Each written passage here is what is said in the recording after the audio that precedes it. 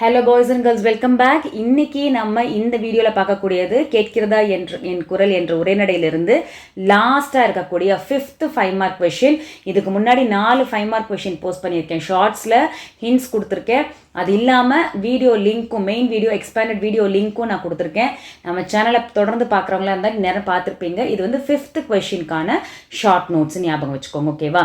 மழை தருவேன் நான் இந்த டாபிக்கு கீழே பருவ காற்றுகள் மற்றும் உணவு தன்னிறைவு பற்றி கேட்டிருந்தாங்க அப்படின்னா நீங்கள் என்ன எழுதணும் அப்படிங்கிறத நான் இதில் சொல்கிறேன். இது வந்து ஒரு இம்பார்ட்டண்ட்டான 5 மார்க் கொஷின். இதில் நீங்கள் முக்கியமாக எழுத வேண்டியது அந்த 70% ட்ரெயின் வந்து நமக்கு எப்படி கிடைக்குது இந்த பருவ காற்றுகள் மூலமா இதை எழுதணும்.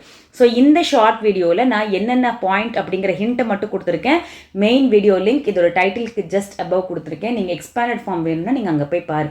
இல்லை மேம் இந்த ஹிண்ட்ஸை வச்சு என்னால் எழுத முடியும், நான் படிச்சுட்டேன் அப்படின்னா super duper, you can always do.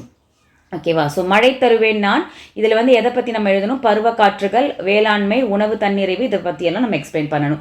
அப்போ என்ன கேட்டிருக்காங்க? உனக்கு 3 விஷயம் கேட்டிருக்காங்க. பருவ காற்றுகள் பற்றி எது சொல்லியிருக்காங்க, வேளாண்மை பற்றி எது சொல்லியிருக்காங்க, உணவு தன்னிறைவு. அப்போ நீ என்ன எழுதணும்? பருவக்காற்று எப்படி உருவாகுது அப்படிங்கிறத எழுதணும்.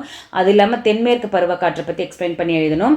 அது எந்த திசையிலிருந்து வருது, என்ன கொடுக்குதுன்னு. 70 விழுக்காடு மழை அதுதான் கொடுக்குது. அதோட சேர்த்து வடகிழக்கு பருவக்காற்றை பற்றி எழுதணும். அதனால தான் தமிழகத்துக்கு மழைப்பொழிவு அதிகமாக கிடைக்குது அப்படிங்கிறத எழுதணும். நம்மளுடைய முதுகெலும்பு வேளாண்மை, இதற்கு இந்த பருவக்காற்றுகள் எப்படி ஹெல்ப் பண்ணுது அப்படிங்கிறத எழுதணும். இந்த பருவக்காற்று மூலயமா உணவு தன்னிறைவு எப்படி நிறைவடைகிறது, அது இல்லாமல் நீர்வளம், புவி குளிர்ச்சி, உயிர் சங்கிலி, இது எல்லாமே வந்து இந்த மான்சூன் விண்ட்ஸ் பருவக்காற்றுகள் மூலயமா எப்படி வந்து செயல்படுது அப்படிங்கிறத எக்ஸ்பிளைன் பண்ணி எழுதணும். இந்த கொஷின் உங்களை கேட்டாங்க. நான் டீட்டெயில்டு நோட்ஸ் வந்து இந்த ஷார்ட் டைட்டிலுக்கு மேலே இருக்கிற வீடியோ லிங்க்ல எக்ஸ்பிளைன் பண்ணி கொடுத்துருக்கேன். வேணும்னா செக் பண்ணிக்கோ. இல்லை மேம் நான் இதை வச்சு எழுதிடுவேன் அப்படின்னா super, all the best, do it.